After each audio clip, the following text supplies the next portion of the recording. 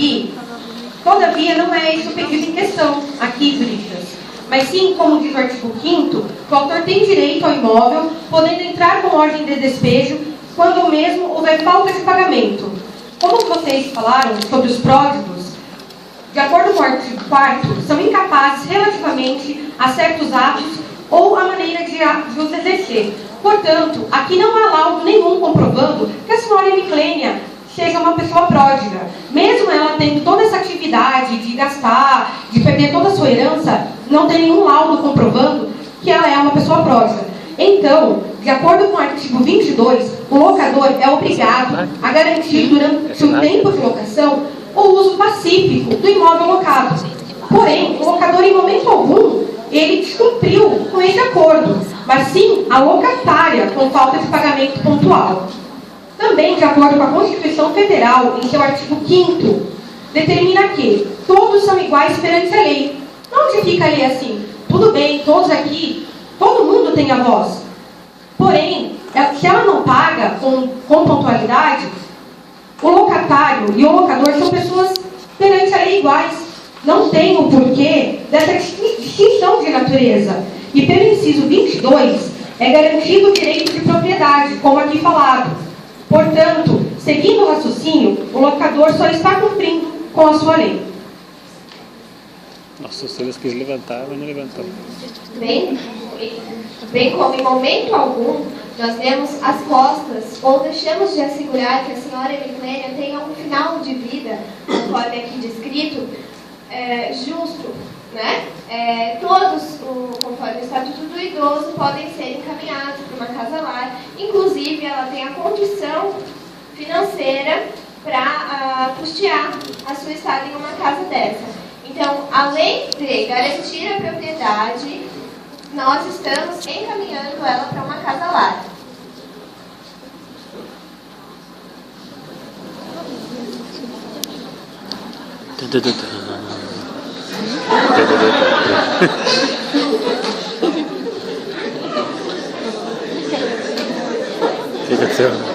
Eu perdi essa. Bloqueou o negócio de uma fotinha dele lá no Windows. Como foi dito,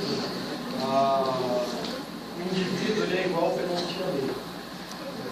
Que segurança jurídica ia ter para a gente comprar um carro ou comprar uma casa se isso, o Estado não nos trouxesse essa segurança de que é nossa propriedade, aquilo que batalhamos. Nós não estamos colocando em questão se a dona Emiclênia aqui é pródiga ou não, porque somos formados como juristas e não como psicanalistas ou psiquiatras. Então, para você determinar uma certa doença, você tem que passar por um especialista para dizer que aquilo é uma doença, porque senão poderíamos aposentar, então, dizendo que eu tenho um problema no coração, isso de acordo com o que o jurista possa dizer. Então, a segurança jurídica, que é a lei posta, colocada, é o que nós debatemos. Porque se a gente for olhar pela questão que nós vamos estudar futuramente, César Beccaria, não sei, que escreveu dos delitos e da pena, ele diz o seguinte: a finalidade das penas não é atormentar e afligir um ser sensível. Vocês querem um ser mais sensível do que a dona Emiclênia, que está doente, que perdeu seus familiares, que está numa alta idade, mas ela quer garantir, o seu fim é apenas impedir que o réu cause novos danos aos seus concidadãos e dissuadir os outros a fazer o mesmo. Então, o que eu compro uma casa, luto, batalho, trabalho a minha vida toda, consigo comprar uma segunda casa, e aí eu ponho como uma segunda renda, porque infelizmente a aposentadoria não dá nem para pagar os remédios da velhice, e nesse momento eu alugo para uma pessoa e ela não paga a alocação. Ele é empresário. O que acontece se ele começar a não querer mais aplicar nessa área? O que acontece com o pessoal da construção civil? O que acontece com o pessoal que vende material ou que vende ou aluga imóveis? a gente não está falando de uma pessoa, a gente está falando da sociedade. Em nenhum momento nós colocamos a dona Emiclênia simplesmente de fora. O Estado é obrigado a dar asilo a ela.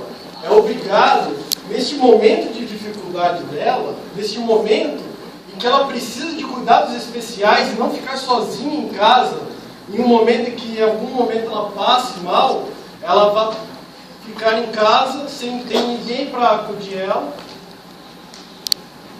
sendo que em um asilo ou em uma instituição pública de assistência, ela vai ter alguém ali que vai estar tratando dela.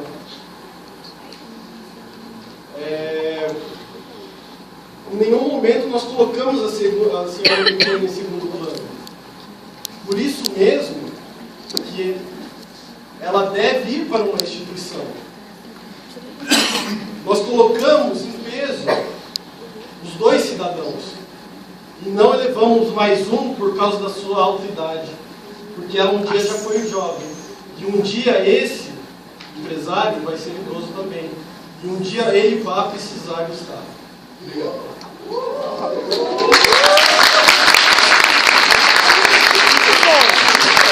A cara do professor é a melhor.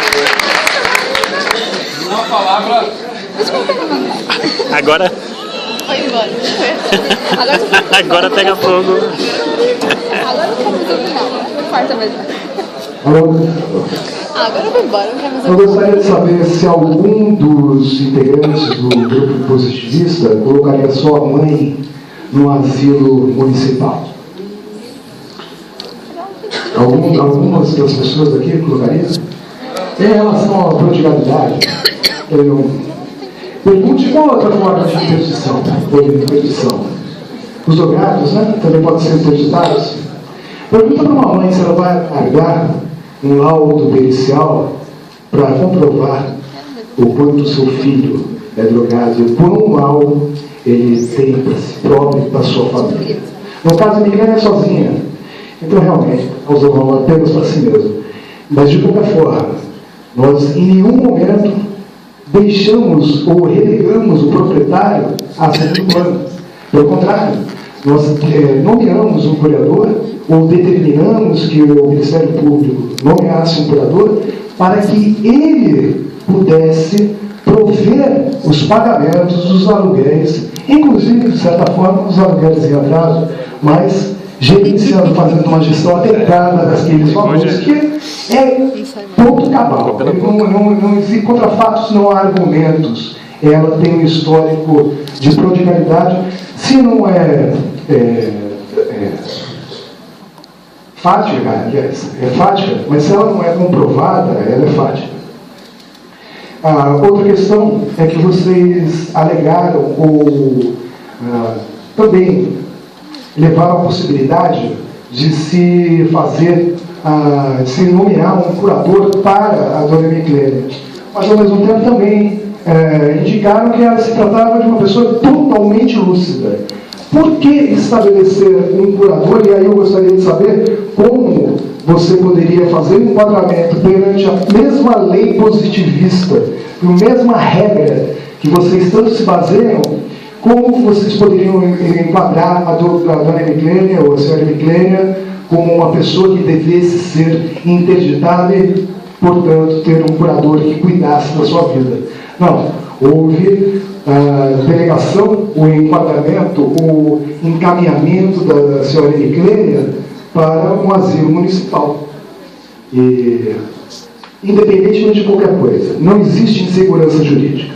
Nós demos ao proprietário a total segurança jurídica para que ele continuasse recebendo, já vista que nomeamos um curador para isso. Vocês gostariam de fazer alguma colocação a mais?